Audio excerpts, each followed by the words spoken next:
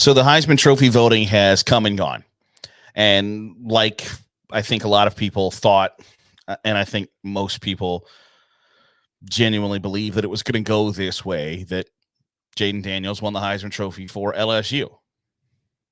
And I understand the arguments, by the way, that the Heisman Trophy winner, in some voters' eyes, should be imperative to the story of the 2023 college football season. And Jaden Daniels doesn't fit that mold for them. And I get that. I really do. I think it makes actually a lot of sense that if you are to look back at the history of college football in 2023, 30 years from now, and say, all right, what did 2023 look like? Is Jaden Daniels the story of 2023? No, not by a long shot. But I think it's okay that that guy ends up winning the Heisman Trophy. So I want to get that out of the way, that I think it's important to establish that, yeah, it's understandable that is your viewpoint. I get it. That's not the viewpoint I take on it, but I understand that thought process. And if you can defend your thought process, your logic, and I can go, all right, I see it. Like, it's like, the old high school math problem. Like, I don't necessarily care that you get the right answer as much as you can show me your work and show me how you got there. And in that instance, I can understand your work. That's fine. But I think there's an alternate question, thought process, etc., about the way the Heisman Trophy was won.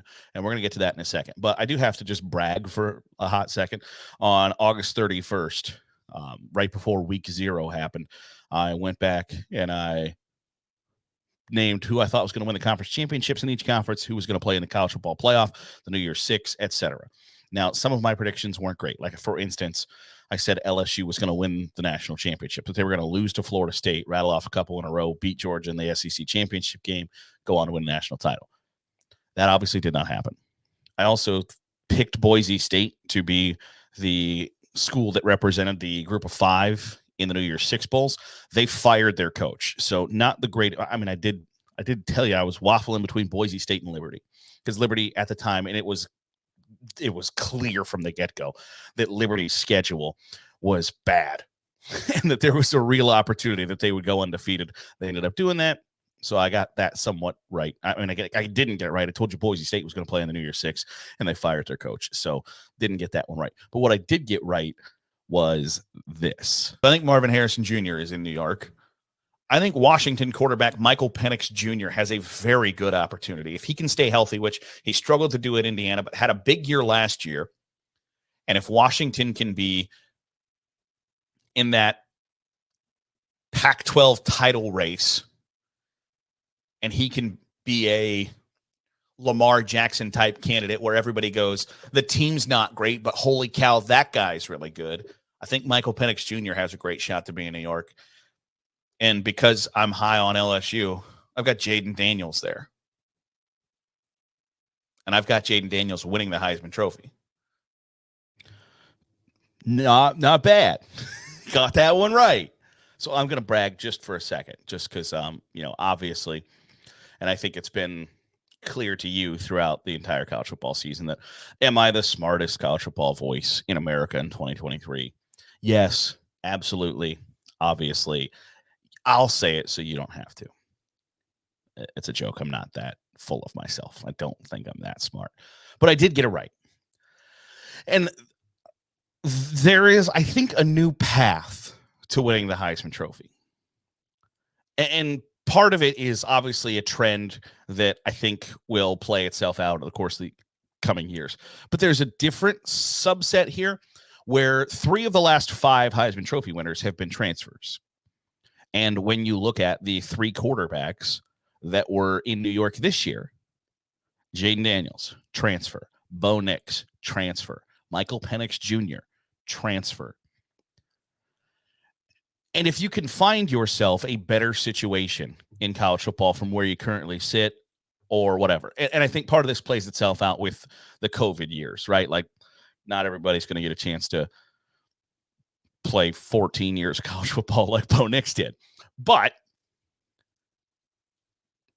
being a transfer quarterback, if you can go from one school where you had a lot of success to a new school, It's going to be a big help. When you look at the Heisman Trophy voting and they break it down by region, and my argument last week was that when you break it down by region, you see the regionality of college sports, right? You see that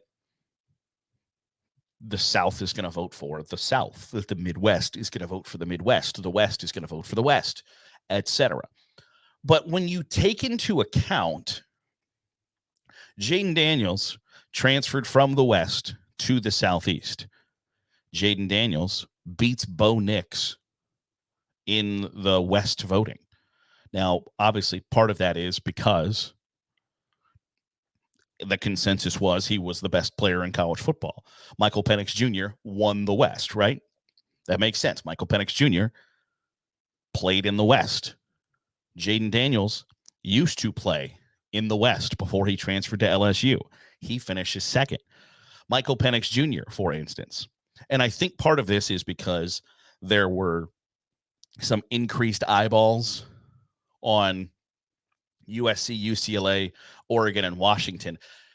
Not only nationally, because Washington and Oregon were very good. UCLA brings back Chip Kelly and is joining the Big Ten. And USC brought back the reigning Heisman Trophy winner. There were some increased eyeballs there, not just because they were good and relevant, but because they were moving to the Big Ten. So I think there were people in the Big Ten who were watching more Washington and Oregon games, more UCLA and USC games. Michael Penix Jr. won the Midwest. One, for one reason, because Washington was good, relevant, interesting, and they're coming to the Big Ten. But two, Michael Penix Jr. played at Indiana. He made a name for himself, taking the Hoosiers to heights that they had not seen for a while, kind of single-handedly. So when you look at that, you look at, okay, Michael Penix Jr. played in the Midwest, went to the West. He now wins the Midwest and wins the West, 2 of the 5 regions, the 6 regions. It's a big deal. Now, it was a somewhat comfortable win for Jaden Daniels. Far and away, got the most first-place votes. He had 500 first-place votes compared to 292 for Michael Penix Jr. It was not really in question of who was going to win that trophy Saturday night. I don't think it was in question of how they were going to finish 1 through 4, frankly. That it was always going to be Jaden Daniels, Michael Penix Jr., Bo Nix, Marvin Harrison Jr. Like, that just was the natural kind of like progression. You can argue that like Michael Penix or Marvin Harrison Jr. was so far kind of down the list, even from Bo Nix, Michael Penix Jr., and Jaden Daniels, that he didn't even really need a trip to New York, that he was so far away that, and I would be willing to bet you that he thought like, okay, yeah, I'm not winning this thing. I'm getting a free trip to New York though. That's cool. But when you look at the way that Jaden Daniels and Michael Penix Jr., the voting shapes out for them, and I don't think this ends up being somebody's thought process for how or why they transfer. It's like, well, you know what? I played really well in the SEC. Now I'm going to transfer to the Big Ten, see if I can't win 2 of the 6 regions in the Heisman Trophy voting. I don't think that's any like, but I do think it's interesting to look at and say, Michael Penix Jr. played in the Midwest for the first couple of seasons, did really well, made a name for himself. Transfers out west, wins 2 of those regions. If you can have success somewhere and you transfer somewhere else and continue that success, you've already got a little bit of name/brand recognition, right? And I don't want to turn Heisman Trophy voting into like an election, because that's the big key thing in political elections is like, okay, what's your brand? What's your brand name? What's your name recognition? How familiar are people with the name that they are going to place on this ballot? I don't want to turn Heisman Trophy voting into that by any stretch of the imagination, but it is important. There's a reason they put billboards up. There's a reason that they have websites and merchandise and all of those things. One, because they're getting it to the Heisman Trophy voters, but then 2, the schools really benefit from having Heisman Trophy winners. If you can put that trophy in your football office lobby and you can point to that and tell potential recruits like, hey, we did this. We can do this with you. it is possible at this school. It's a big damn deal. So it's worth the investment of websites and billboards and marketing campaigns and merchandise and all of those things.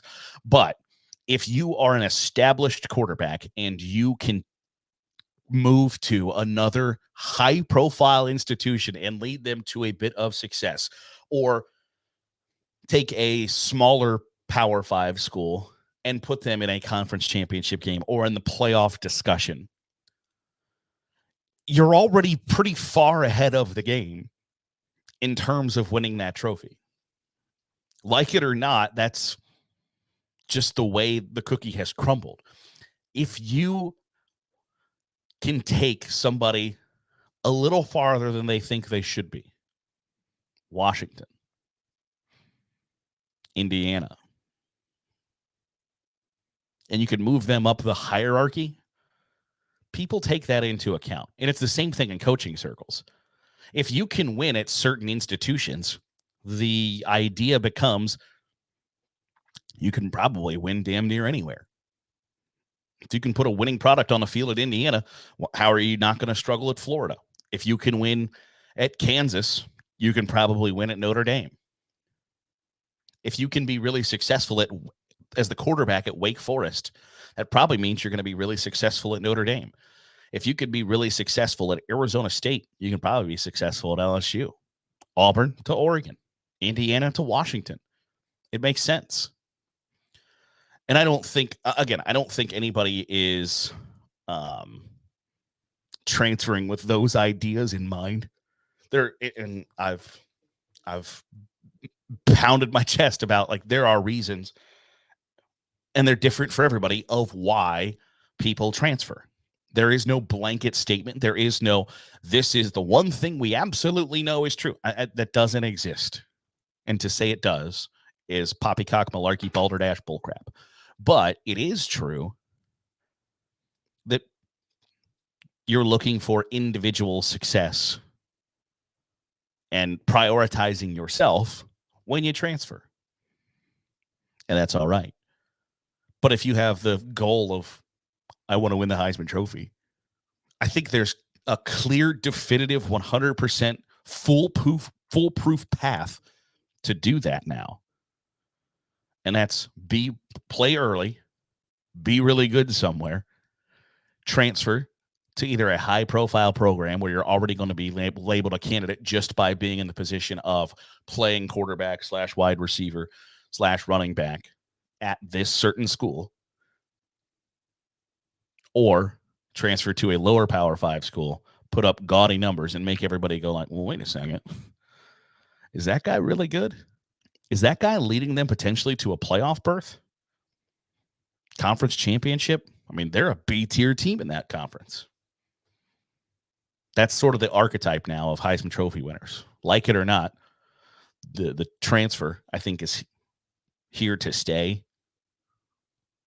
And I think that's going to be part of a lot of Heisman Trophy winners' story in the future. That'll do it for today's episode of the Daily Huddle. Appreciate you making us a part of your day, however it is, wherever it is you're doing so. If you're watching here on YouTube, hope you like the new camera angle. The cleaning lady knocked my camera off the top of my computer and it landed on my speaker. And I thought, oh, you know what? That kind of looks kind of cool. So if you don't like it, sorry, I think it's going to stay there. I kind of like it. But if you are watching on YouTube, hit the subscribe button.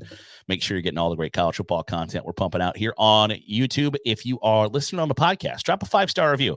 It goes a long way in helping out the channel. We'll see you back here tomorrow. Same bad time, same bad channel here on the Daily Huddle with Saturday Glory.